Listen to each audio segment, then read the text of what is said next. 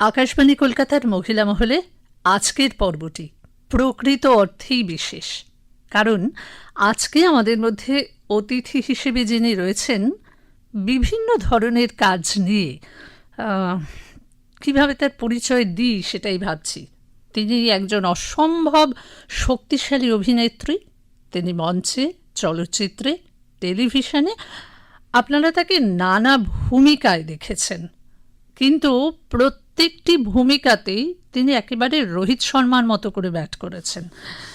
মফস্বল থেকে উঠে আসা, বিশেষ সোর্স না থাকা, কত কত অভিনেতা অভিনেত্রী যে তাঁর আশ্রয়ে, তার সান্নিধ্যে বড় হয়েছেন, সেটা ভাবতে বসলেই বড় অবাক লাগে। বহু বর্ণে রঞ্জিত অসম্ভব শক্তিশালী অভিনেত্রী মানুষটি এই মুহূর্তে আমাদের সঙ্গে আকাশবাণী কলকাতার মহিলা মহলে অতিথি হয়ে সুদীপা বসু। দিদি, তোমাকে স্বাগত। ধন্যবাদ। আজকের আলাপচারিতায় যাব, যে কথাটা জানতে চেয়ে সেটা হচ্ছে, তোমার কি ছোটবেলা থেকে ইচ্ছে ছিল যে অভিনেত্রী হব? না, মানে আমি কোনোদিনই ভাবিনি আমি অভিনেত্রী হব। আমার খুব ইচ্ছা ছিল অ্যাডভার্টাইজমেন্টে কাজ করা। আমি সেইভাবেই অ্যাডভার্টাইজিং এজেন্সিতে কোর্স করেছিলাম এবং তারপরে চাকরি করতে ইন্টারভিউ দিতে গেলাম একটা 5 স্টার হোটেলে। সেখানে সেটা তো আর একটু পরের কথা। তোমার ছোটবেলাটা কিরকম কেটেছে? আমার ছোটবেলাটা ভীষণ একদম 5টা মধ্যবিত্ত পরিবার, বাঙালি পরিবার যেরকম হয় ঠিক সেরকম। আমার মা আমাকে নাচ শেখাতে নিয়ে গেছিলেন, নাচ শেখাতে নিয়ে গেছিলেন চিত্রেশ দাসের কাছে। বাড়িতে রোববার করে গানের মাস্টারমশাই আসতো তবলা নিয়ে, গানের টিচার গান শেখাতেন, এবং দুপুরবেলা মাংস ভাত খাওয়া তো যেরকম হয়। বছরে একবার করে হোলডল প্যাক করে কোথাও একটা বেড়াতে যাওয়া, সেটা খুব দূরে বা খুব দামি জায়গা না, দেওঘর বা মধুপুর এরকম জায়গায়, কাছে পিঠে মাসে একবার করে পার্ক স্ট্রিটের যে কোনো একটা রেস্টুরেন্টে খেতে যাওয়া। এইরকম গড়পড়তা যেরকম আমরা বাঙালি মধ্যবিত্ত পরিবার থাকে ঠিক সেরকম মূল্যবোধই আমার বেড়ে ওঠা। তো এরপরে যথারীতি স্কুল, তারপর কলেজে বাংলা অনার্স নিয়ে পাশ করা, তারপরে ওই যেরকম বললাম। আচ্ছা, এই যে বললে যে এইরকম মূল্যবোধেই বেড়ে ওঠা, এই বেড়ে ওঠায়, মূল্যবোধকে আঁকড়ে বেড়ে ওঠায় মহামহোপাধ্যায় শ্রী হরিদাস সিদ্ধান্ত বাগীশের অবদান কি অনেকখানি? মহামহোপাধ্যায় হরিদাস সিদ্ধান্ত বাগীশের মেয়ের অবদান অনেকখানি, মানে আমার মায়ের। আজকে তিনি তোমার দাদামশাই।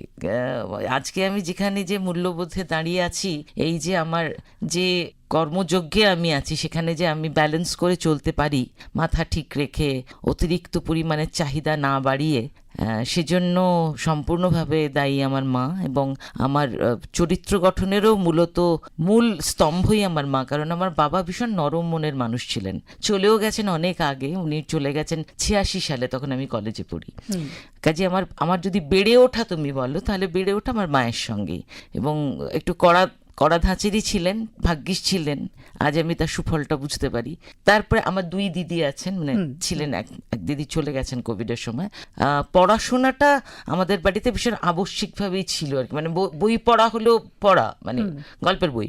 ফলে পড়াশোনাটা মোটামুটি চালিয়ে যেতে পেরেছিলাম খুব মধ্যবিত্ত school, college, lake school for গার্লসে পড়া, তারপর সাউথ সিটিতে বাংলা অনার্স করা, তারপর ডোর টু ডোর সেলস করেছি আমি।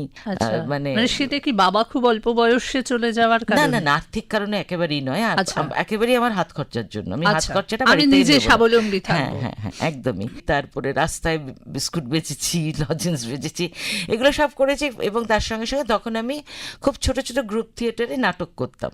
এবং তুমি তো বোধহয় একটি হোটেলেও চাকরি করেছো। আমি তাজ বেঙ্গলে চাকরি করেছি 4 বছর, 90 থেকে 94।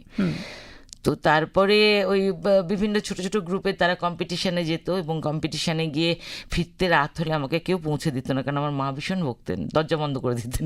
মানে মেয়ে অভিনয় করে, এটাতে মায়ের সায় ছিল না। আমার মা আমাকে স্টেজে কখনো দেখেননি, অন প্রিন্সিপাল দেখেননি। টেলিভিশনে 2-1টা কাজ দেখেছিলেন, পছন্দ হয়েছিল। থিয়েটারে কোট আনকোট যেটা পুরনো বাঙালির মানুষ ভাবতো, সেরকমই ভাবতেন আমার সম্পর্কেও, যে থিয়েটার করলে নষ্ট হয়ে যায় মেয়ে। তো আমার বাবা কিন্তু সেদিক থেকে অনেক উদার ছিলেন। বাবা একদম শেষ সজ্জায় মাকে বলেছিলেন যে ওর অভিনয়টা হবে, ওকে অভিনয়টা করতে দিও। ফলে দাঁত কিড়মিড় করতে করতে হলেও আমার মা ওটা কথাটা রাখতে বাধ্য হয়েছিলেন। ভাগ্যিস। তো তারপরে ওই 94 সাল অবধি আমি হোটেলে কাজ করলাম। তারপর মেঘনাদ ভট্টাচার্য আমাকে ডাকলেন, বাসভূমির স্ক্রিপ্ট পড়ালেন, হ্যাঁ। পড়িয়ে বললেন যে তুমি মেজ বোনের চরিত্রটা করছো, কিন্তু চাকরি তোমায় ছাড়তে হবে। বিশ্বাস করো সঙ্গীত, আমি দ্বিতীয়বার ভাবিনি, একবার। আমার সবাই মানে বলল, সেটা কি পাগল। মেঘনাদদার মতন মানুষের সঙ্গে কাজ করব? না, আমি না চ্যালেঞ্জ নিতে খুব ভালোবাসি। আচ্ছা। মানে সবাই আমাকে বললো, তুই কি পাগল? একটা স্টেডি টাটা কোম্পানির এরকম একটা চাকরি তুই থিয়েটারের জন্য ছাড়ছিস? এবং তখনও কিন্তু আমরা জানি না যে নাটকটা সফল হবে কি হবে না। আচ্ছা। তারপরে আমাদের পার ডে, তখন পার শো আমাদের যদি কল শো হতো 150 টাকা পেতাম, আর নিজেদের শো হলে 130 টাকা। হ্যাঁ। তো ঝাঁপিয়ে তো পড়লাম। তারপরে তো ভগবান, আচ্ছা, মানে এই স্রোতেই তারপরে ভাসিয়ে নিয়ে গেলেন। কেন তিনি চেয়েছিলেন যে তুমি এই স্রোতেই একদম। থাকো।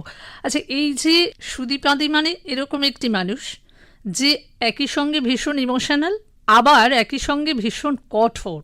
এই যে একটা মেলবন্ধন একটা মানুষের মধ্যে, এটা কি তুমি জন্মগতভাবে পাওয়া? না, মানে এটা তুমি কিভাবে মেনটেন করো? এটা আসলে আমার জীবন সমুদ্রে সাঁতার কাটতে কাটতে এটা আমি হয়ে গেছি। মানে আমি মূলত একা, তো ফলে যে মানে পেশায় আমি আছি তাতে সবসময় খুব ভালনারেবল হয়ে থাকাটা সম্ভব নয়। তাহলে এমনিতেই লোকে সুযোগ নেয়, আরো বেশি সুযোগ করে দেওয়া লোককে সুযোগ নেওয়ার জন্য, সেটা আমি চাই না। সেজন্য যারা আমার কোমলতা দাবি করে বা তার কোমলতা পাওয়ার যোগ্য তারা পায়, যারা পাওয়ার যোগ্য না তারা পায় না। মঞ্চে তো প্রথম কাজ মেঘনাদদার সঙ্গে। না, মঞ্চে আমার প্রথম কাজ মেঘনাদদার দলে নয়। না না না, আমার প্রথম কাজ হচ্ছে দেবকী বন্দ্যোপাধ্যায় কায়ানট বলে একটা নাটকের দল ছিল, তাদের সঙ্গে, তারপর অঞ্জন দত্তর সঙ্গে, তারপর মেঘনাদ ভট্টাচার্যের সঙ্গে। আচ্ছা, তাহলে সেই অর্থে অঞ্জন দত্ত তোমার প্রথম গুরু। একদম নিঃসন্দেহে এখনো উনি আমার গুরু। মানে আমার শিক্ষা মনন, কারণ গড়পড়তা বাঙালি মধ্যবিত্ত বাড়ির মেয়ের যেরকম মানসিকতা হয়, আমার মানসিকতা তার থেকে যোজন খানেক দূরে। সেটার জন্য অঞ্জনদা সম্পূর্ণ পুরো কৃতিত্ব অঞ্জনদার। আমাকে বিদেশি বই পড়ানো থেকে শুরু করে বিদেশি নাটক দেখানো থেকে শুরু করে উনি আমায় তৈরি করে দিয়েছিলেন। ফলে মেঘনাদদার প্রাচ্য এবং মেঘনাদ, আমি ওটাই বলতে যাচ্ছিলাম যে প্রাচ্য আর পাশ্চাত্য এই দুটো মিলে যে সাধুবাদ আমার করছো, সেটা আমার কিচ্ছু করার নেই, এনারা আমাকে তৈরি করেছেন। আর টেলিভিশনে প্রথম কাজ কি এবার জমবে মজা? ইয়েস, এবার জমবে মজা। আমার প্রথম কাজ পঙ্কজ রায়ের। একদম, একটু শুনি না, মানে তুমি মঞ্চ থেকে টেলিভিশনে কিভাবে এলে? তখন তো মানে অর্থকরী কারণে আমি কাজ খুঁজছিলাম, কিন্তু মজার ছিল চরিত্রটা। আমার সহ অভিনেতা ছিলেন দীপ্তেশ ব্যানার্জি, বিএলটির খুব নামকরা অভিনেতা আর কি। ওখানে আমার ক্যারেক্টারটা ছিল বৃদ্ধস্ব তরুণী ভার্যা। সে বর একদম চোখে হারায় আমাকে, খুব বাচ্চা একটা বউ। সেটা নিয়ে মজার একটা ছিল, কমেডি ছিল, কিন্তু খুব মজার ছিল। আচ্ছা, তুমি মঞ্চে কাজ করতে গিয়ে বা দূরদর্শনেও তুমি কাজ করেছো এমন কিছু মানুষের সঙ্গে, তুমি সবিতাব্রত দত্তর সঙ্গে কাজ করেছো, তুমি দ্বিজেন বন্দ্যোপাধ্যায়ের সঙ্গে কাজ করেছো, তুমি রবি ঘোষের সঙ্গে কাজ করেছো। এইসব স্টলওয়ার্ডদের সঙ্গে তুমি যে কাজ করেছো একদম শুরুর দিক থেকেই, তোমার কিরকম অনুভূতি? এদের থেকে তো প্রচুর শেখার। হ্যাঁ, মানে অবিশ্বাস্য লাগতো যখন সবিতাব্রত বাবুর সঙ্গে কাজ করছি। তখন চারণ কবি ওনার যে গানগুলো সেগুলো কানের মধ্যে ভাসছে। আর এনাদের সঙ্গে কাজ করা কেন সহজ জানো? সেটা হচ্ছে এনারা তোমাকে খুব সহজ করে দেন।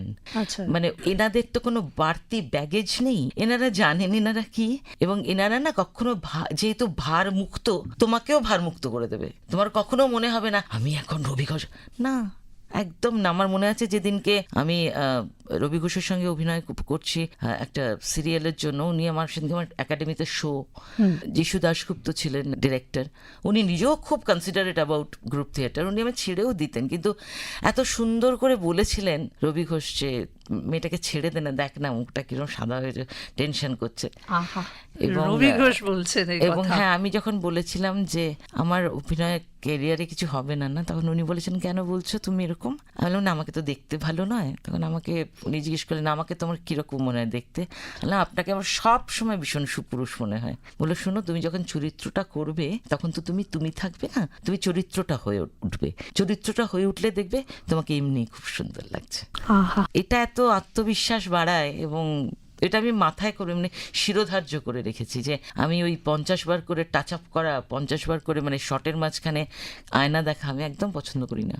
চরিত্রের বাইরে বেরিয়ে যায় মানুষ, ডিস্টর্শন হয়ে যায়।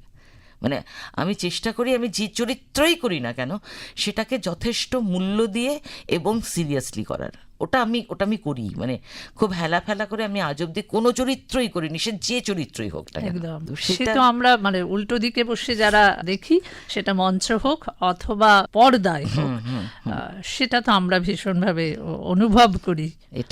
এটাই আমার একমাত্র প্রাপ্য, এবং এটাই আমি চেয়েছিলাম বরাবরের বাইরে কিছু তুমি চাইনি। তো দেবাংশুদার সঙ্গেও কাজ করেছো।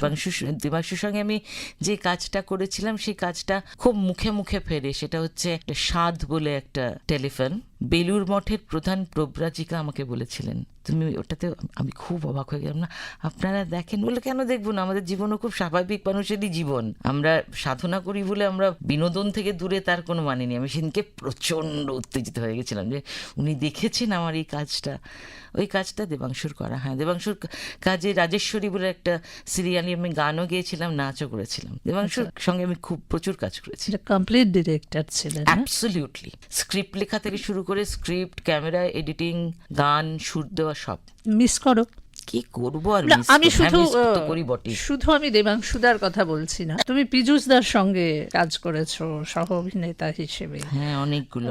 মানে এই- ও যখন চলে গেল তখন তো আমরা অঞ্জনদার সঙ্গে থিয়েটারই করছি, মানে তখন আমাদের 4টে শো বাকি। হ্যাঁ, তো মানে ওর গায়ের গন্ধটা আমি এখনো পাই। ফলে খুবই, হ্যাঁ, হারিয়েছি জীবন, অনেক বন্ধু হারিয়েছি, ওটা খুবই একটা কষ্টের আর কি। এবং তারা তো যথেষ্ট যে যার জায়গায় অসম্ভব শক্তিশালী মানুষ ছিলেন। সাংঘাতিক। আমার ভীষণ প্রিয় বন্ধু ইন্দ্রাশিস লাহিড়ী, যার কলমের বিরাট জোর ছিল, যার লেখা বাসভূমি, ফলে তাকে হারিয়েছি। কুণাল মানে বাসব সেও চলে গেল। মিত্র। হ্যাঁ, কাজেই ওদের কথা বললে ভীষণ ভারী হয়ে যায় না, তাহলে সেখান থেকে বেরোই না। শুধু এই তুমি প্রসঙ্গে এলে তাই, পীযূষদার শেষ কাজ তোমার সঙ্গে করা এবং অঞ্জন দত্তর পরিচালনায়, তার কাছে তো ওটা একটা ধাক্কা ছিল। মানে তখনও 4টে শো বাকি, কিভাবে নিয়েছিলেন অঞ্জন দত্তর মতো মানুষ? অঞ্জনদা ভীষণ পাথরের মতো হয়ে গেছিলেন, চোখগুলো লাল কিন্তু কাঁদছেন না, খালি বলে যাচ্ছেন I hate irresponsible actors, I hate irresponsible actors. আমরা সবাই চুপ করেছিলাম, কিছু বলিনি। আর কি বলবো?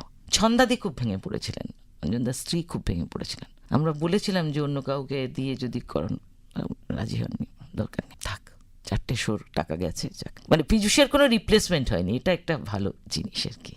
আমাকে বাধ্য হয়ে অন্য কোনো অভিনেতার সঙ্গে আবার মিস্টার মিসেস পিচেম করে কাজটা করতে হয়নি। আচ্ছা, ঠিক এইরকম ভাবে বাংলা টেলিভিশনের দর্শক তোমার সাথে একটি জুটিকে ভীষণ মিস করে, সেটা হচ্ছে রজতাভ দত্ত। একদম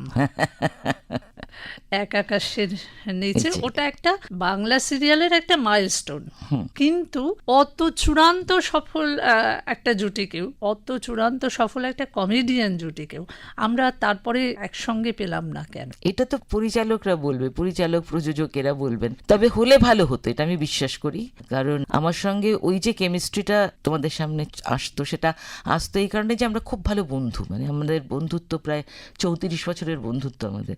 তো সেটা তো একটা কোথাও রিফ্লেক্ট করে, তো ওখানে করেছিল।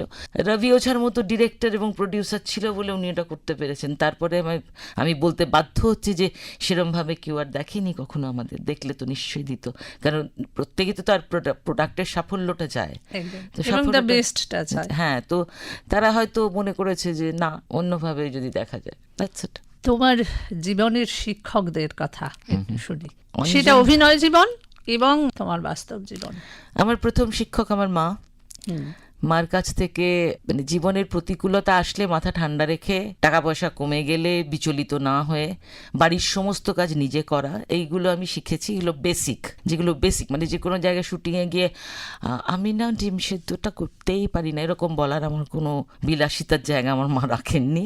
ছোটবেলার থেকে ঘর ঝাড় দেওয়া, মোছা, জামা কাপড় কাচা, এসব আমার কোনোদিন কাজের লোক ছিল না। কোনোদিন না। মা করতেন, আমি করতাম। বড় সেই এত বড় রেশন থেকে গম এনে ফেলে দিয়ে বাঁচো। আমার কাছে এটা, এই জিনিসগুলো যখন আমি কোনো চরিত্র অভিনয় করি, আমাকে অভিনয় করতে হয় না। আমরা হাত এমন ভাবে চলবে, তুমি বুঝতে পারবে যে এই মহিলা মানে অভ্যস্ত এই কাজটাতে। ফলে অভিনেতা হিসেবে মা হয়তো সেভাবে শেখাননি, কিন্তু আমার অভিনয় কাজে লেগে গেছে। দ্বিতীয় গুরু অতি অবশ্যই অঞ্জন দত্ত। আমাকে বললাম যেরকম ওয়েস্টার্ন বা পাশ্চাত্য কালচারে কত ভালো ভালো সিনেমা সাজেস্ট করেছেন, দেখিয়েছেন, ভালো থিয়েটারের নাম বলেছেন, ভালো থিয়েটার পড়তে দিয়েছেন, ভালো কাজ করার সুযোগ দিয়েছেন। আর ওনার সঙ্গে রিহার্সাল করাটা মানে ভীষণ এক্সপেরিমেন্টাল একটা রিহার্সাল, গতে বাঁধা না। এবং তৃতীয় এবং সর্বশেষ গুরু মেঘনাদ ভট্টাচার্য, যার স্কুলিংটা একদম আলাদা, ভীষণ সাবেকি, ভীষণ অর্থোডক্স, ভীষণ রক্ষণশীল। সেটা কি মেঘনাদা বা একেবারে খাঁটি উত্তর কলকাতার মানুষ হতে পারে, কারণ যেভাবে উনি মানে মা দুর্গাকে মা বলে ডাকেন, ওই ডাকতে গেলেও ভেতরের একটা থাকা দরকার। কাজে আমি মানে মেঘনাদা যেমনি চমৎকার করে প্রণাম নেন, অঞ্জনদা প্রণামে বিশ্বাস করেন না, উনি হ্যান্ডশেকে বিশ্বাস করেন। ফলে এই দুজন আমার জীবনে আশীর্বাদ স্বরূপ এসেছেন, এবং আমি জানি এনারা এখনো আমাকে ওনাদের খুব প্রিয় ছাত্রী হিসেবেই দেখেন, এবং আমি তো ওনাদের কাছে ঋণী, সারা জীবন থাকবো। তোমার জীবনে আসা আরও একজন মানুষ, তোমার সমসাময়িক, আমাদের কাছে বাংলা থিয়েটারের, বাংলা চলচ্চিত্রের, টিভি সিরিয়ালের সবটা দিয়ে তার মতো শক্তিশালী অভিনেতা আমাদের সময় আমরা খুব কম পেয়েছি, তিনি চন্দন সেন। একটু চন্দনদার কথা শুনি। চন্দন সম্পর্কে একটাই কথা বলা, ও থিয়েটার খায়, ও থিয়েটার মাথায় দেয়, ও থিয়েটার নিয়ে বাঁচে। ওর জীবনে আমি থিয়েটার, যেহেতু ব্যক্তিগত একটা সম্পর্ক আমাদের ছিল, ওর থিয়েটার সম্বন্ধে ওর প্যাশন বা ওর ডেডিকেশন, ওর কোনো তুলনা হয় না। মানে যে লড়াইটাও এখনো চালিয়ে যাচ্ছে, সেটা কিন্তু থিয়েটারের প্রতি বা অভিনয়ের প্রতি ভালোবাসা আছে বলেই। আমাদের পশ্চিমবঙ্গের বা ভারতবর্ষের দুর্ভাগ্য যে চন্দন সেনকে আমরা ঠিক করে ব্যবহার করতে পারলাম না। এটা আমাদের একটা ভীষণ বড়, নাহলে মানিকবাবুর মেঘের মতো একটা ছবির পর ওর এখন কাজ নেই, এইভাবে বসে থাকার কথা নেই। আমাদের দুর্ভাগ্য আমাদের ডিরেক্টরদের। জানি না আর কত প্রমাণ দিলে তারা বুঝবেন যে এনাকে কাজ দেওয়া যায়। কারণ আমি একটা ছোট্ট উদাহরণ দিই এখানে। আমি আবহমান দেখে দীপঙ্কর দিকে ফোন করেছিলাম, বললাম স্যার আপনার অভিনয় না এখানে অস্কার পাওয়ার যোগ্য, এত ভালো অভিনয় করেছেন আপনি। তাতে উনি বলেছিলেন যে এখনো আমাদের প্রমাণ দিতে হয়, জানেন। এটা আমার খুব কষ্ট হয়েছিল যে দীপঙ্করদের মতো অভিনেতাকে যদি সেটা বলতে হয়, আমরা তো কোন ছাড়, ঠিক কিচ্ছু যায় আসে না। তোমার একটা কথার পুরো কপি পেলাম, সেটা হচ্ছে খুব সম্প্রতি সব্যসাচী চক্রবর্তী, তুমি তার সাথে অনেক কাজ করেছো, একটু শুনবো তাঁরও কথা। তিনি বলেছিলেন চন্দনের দুর্ভাগ্য চন্দন ভারতবর্ষে জন্মেছে। একদম। আমি এক্ষেত্রে আরেকজন অ্যাক্টরের কথা বলবো, খরাজ মুখার্জি। ওর মতো শক্তিশালী অভিনেতা আমাদের দেশে ওয়েস্ট পুরো নষ্ট, ওকে ব্যবহারই করতে পারলো না কেউ। অসাধারণ অভিনেতা, অসাধারণ অভিনেতা। একটু সব্যসাচী চক্রবর্তীর কথা শুনি। তুমি তাকে সহ অভিনেতা হিসেবে পেয়েছো? হ্যাঁ, মানে উনি আমার দাদা। আমাদের ইন্ডাস্ট্রিতে তো দাদা সবাইকে বলা যায় না, ডাকাও যায় না, সেই সম্মানের যোগ্যই তারা নয়। ওনাকে আমি রাখি বাঁধি, উনি আমার দাদা। ওনার সঙ্গে কাজ করেছি, কিন্তু ওনার সঙ্গে একটা কাজ আমি করেছিলাম যেখানে আমরা হাজব্যান্ড ওয়াইফের অভিনয় করেছিলাম, এবং আমাদের একটা বেড সিন ছিল। সেটা করতে গিয়ে আমাদের আমার যত না, বেনুদার যে কি দুর্দশা হয়েছিল, তাতে ওর ভাগ্নিরা সব হেসে কুটিপাটি হয়ে গেছিল এবং বলেছিল দেখো পরিষ্কার দেখে বোঝা যাচ্ছে মামাকে আর সুদীপা পিসিকে ওরা ভাই বোন। বেনুদা এমনিতে মানে খুবই লাজুক প্রকৃতির মানুষ। আর কি, ওনার ওয়াইল্ড লাইফ, ওনার ব্যক্তিগত, ইনফ্যাক্ট আমি আমার ব্যক্তিগত জীবনে এই অভিনয় ক্ষেত্রে বা অভিনেত্রী হিসেবে অনেক কিছু জিনিস, বেনুদার জিনিস আমি ফলো করি। যেমন আমি এমন কিছু ক্যারি করি না সঙ্গে যেটা প্রোডাকশন বয় নিয়ে না গেলে নিয়ে যাওয়া যায় না। আমি একটা ছোট্ট ব্যাগ আমার কাঁধে থাকে। আমার নিজের প্রায় 31 বছর হয়ে গেল ইন্ডাস্ট্রিতে, আমার নিজস্ব এখন কোনো পাফ নেই। কাজে ওই বিরাট মেকআপ বক্স, বিরাট খাবার জিনিস আমি এখনো প্রোডাকশনের খাবারই খাই। আমার বলা উচিত না, বেশ ভালো স্যুট করে, কোনো প্রবলেম নেই। কেন বেনুদাকে আমি দেখেছি, বেনুদা কাঁধে একটা ছোট্ট ব্যাগ, যেটা নিজে ক্যারি করতে পারবেন সেটাই করেন। সময়ানুবর্তিতা একদম, দুটো বাজতে 5, এই কতগুলো জিনিস আমি বেনুদাকে ফলো করি। মানে বেনুদামা সেই দিক থেকে পথপ্রদর্শক একদম। বাহ বাহ। সিনেমায় তোমার নিজের করা প্রিয় কাজ জানতে চাইলে কোনটা বলবে? ম্যাডলি বাঙালি। আমি ওটাই ভাবছিলাম। খুব ছোট্ট পরিসর কিন্তু অপূর্ব, অপূর্ব জায়গা। আচ্ছা, এই যে তুমি তো 3টে মাধ্যমেই সমানভাবে কাজ করেছো, তোমার অভিজ্ঞতা থেকে কি মনে হয় যে ভালো অভিনয় করতে গেলে মঞ্চ অনেকখানি সহায়ক হয় একজন অভিনেতা অভিনেত্রীর কাছে? প্রাথমিক জড়তাটা তো কাটায় নিশ্চয়ই, এবং বর্তমান যুগে যে বাংলা ভাষায় মানুষ কথা বলে তাতে একটু জিভটা সড়গড় করা তো দরকার। ভয়ঙ্কর বাংলা বলে তো তো সেই তুমি কি বাংলা ভাষা নিয়ে খুব সচেতন? মানে ভয়ঙ্কর। আমি চন্দনদাকে দেখেছি একবার দুজনে একদম এক। কেন কি বললে পরে দাঁড় করিয়ে দেন, হ্যাঁ, কেন কি এটা তো বাংলা কথা একদম আমরা দুজনে এক এক্ষেত্রে, একদম এক। মানে হিন্দির থেকে আমি চেকটা ওখানে ফেলে দিস, তো যে কত কষ্ট করে রোজগার করছে একটু ফেলে দেবে কি, বলে জমা দেবে। মানে এত মানে হিন্দি অধ্যুষিত হয়ে গেছে, এত কুৎসিত। আমাকে লোকে বলেছে আমি নাকি নানা পাটেকার হয়ে যাচ্ছি, করে আন্নার মতো চেঁচাবো এবারে। ভয়ঙ্কর রিয়াক্ট করি আমি, কারণ আমি আমার ভাষা সম্বন্ধে ভীষণ স্পর্শকাতর, আর আমি আমার ভাষাকে ভীষণ ভালোবাসি।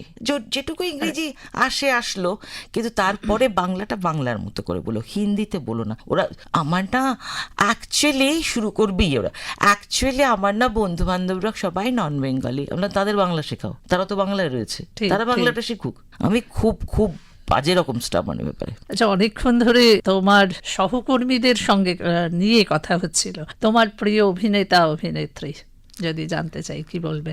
মানে অল ওভার ওয়ার্ল্ড, মানে ইন্টারন্যাশনালি? না, আগে আমি বাংলা ফিল্ম ইন্ডাস্ট্রিতেই শুনি।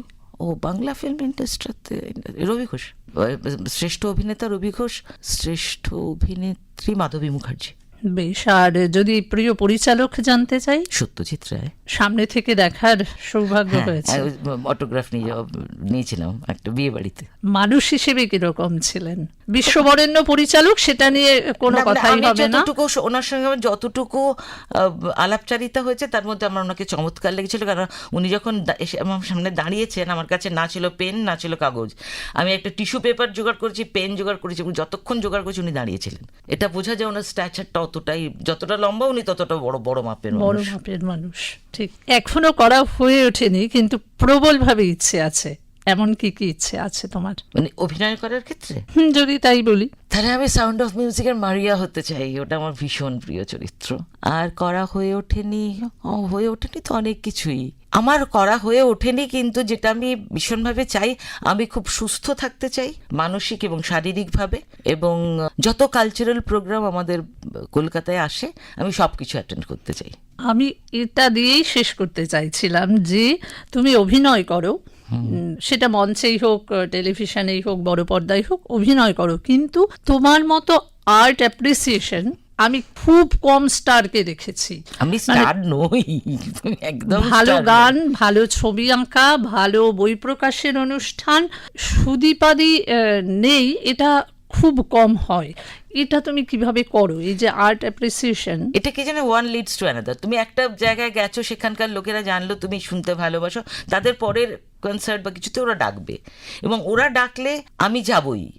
আমি অনেক সময় হয়েছে যে আমার সেদিনকে শুটিং আছে, আমি এতটা অবধি সময় দিয়েছি, ওরা যখন যদি বলে যে না অবধি দিলে হবে না, আমি সেদিনকে শুটিং করিনি, কারণ আমার কাছে ওইটা অনেক বেশি ইম্পর্টেন্ট। আমার শুটিং কালকে হতে পারে, পরের দিন আমি পিনা বাউস নাচতে আসলে পরের দিনকে আমি দেখতে পাবো না, আমার ওটা দেখা দরকার।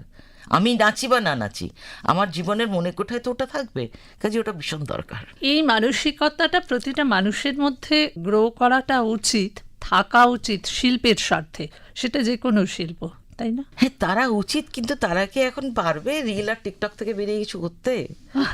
উচিত তো অনেক কিছুই গো, উচিত তো অনেক কিছুই, তারা তো পারে না, এত ব্যস্ত তারা। 2.5 ঘন্টা ধরে একটা নাচের অনুষ্ঠান বা গানের বা কোনো ক্লাসিক্যাল মিউজিক শুনবে কি করে? তাতে ধৈর্য নেই, ফ্রন্ট রোতে বসে এরম করে সোয়াইপ করছে। সেটা নাটকের ক্ষেত্রেও হয়। হ্যাঁ, কিছু মনেই করে না। দেবাশিস বলে আমাদের যে এখন নির্দেশক আছে, ও অ্যানাউন্সমেন্টই বলে সবাই মোবাইল বাজিয়ে রাখুন, সবাই মোবাইল বাজবে, আমাদের একটা খুব ইন্সপায়ার্ড বোধ করবেন, তাতে সুন্দর তারা সংলাপ বলবেন, আপনারা জোরে জোরে গান শুনবেন, আর ওপরে আমার একটা জোরে সবার ফোন যেন অন থাকে বলে। কিচ্ছু যায় আসে না, কিচ্ছু যায় আসে না, হবেই। মানে আমি বুঝতে পারি না এরা কেন আসে দেখতে। মানে 6:30 একটা শো শুরু হবে, 6:45 কি যে 6:45 বুক ফুলিয়ে একদম হেঁটে হেঁটে চলে যাচ্ছে। আরে মাথা নিচু করে যা। এই বোধটা কাজ করে না যে যারা মঞ্চে তখন অভিনয় করেন তারা তো স্মৃতিতে না, ডুবে থাকে। সবচেয়ে বড় কথা হচ্ছে যে না, তো অত দূর ভাবলে তো আমাদের বাংলা থিয়েটার কোথায় পৌঁছে যেত গো। এবং আমি একদম দায়িত্ব নিয়ে বলছি, তুমি এই লাইনটা কাটবে না, যে সবচেয়ে খারাপ অডিয়েন্স হচ্ছে একাডেমির। কেন ওখানে ফ্লাইং কাস্টমাররা ঘোরে, কাস্টমার বলা হয়তো ঠিক না, ফ্লাইং অডিয়েন্স আর কি। 4টে চপ খেলো, চল একটু একাডেমিতে কি হচ্ছে, নাটকের আগে কি পরে কি, বেমক্কা কিছু জায়গায় হাততালি দেয়, কোনো মানে নেই। একটা চূড়ান্ত ধর্ষণের সিন হলো, চূড়ান্ত হাততালি পড়লো, কেন আমি বুঝতে পারলাম না। সবচেয়ে মফস্বল সেদিক থেকে আশীর্বাদের মতো। তুমি চন্দননগরে যাও শো করতে, কল্যাণীতে যাও, একটা পিন ড্রপ সাইলেন্স। আমার লজ্জা করে এখন একাডেমিতে শো দেখতে, আমি যাইও না। ভীষণ খারাপ ক্রাউড, ভীষণ। মানে ওই বলতে একটা থাকে না, বলার একটা ব্যাপার। একাডেমিতে গেছিলাম, একদম বাজে ক্রাউড। সুদীপাদির সঙ্গে কথায় কথায় সময় কিভাবে পেরিয়ে গেছে খেয়ালই করিনি। আসলে তোমার সঙ্গে গল্প করার জন্যে একটি পর্ব যথেষ্ট নয়। তুমি এত ব্যস্ততার মধ্যেও, এত কাজের মধ্যেও আমাদেরকে এতক্ষণ সময় দিয়েছো, সেটা আমার, তার সেটা জন্যে আমার তোমার কাছে আমাদের অশেষ কৃতজ্ঞতা। আমার সৌভাগ্য, আমি এখানে আসতে পেরেছি আজকে, আমার সৌভাগ্য। আমাদের আবার দেখা হবে। নিশ্চয়ই। খুব ভালো থেকো, সুন্দর থেকো।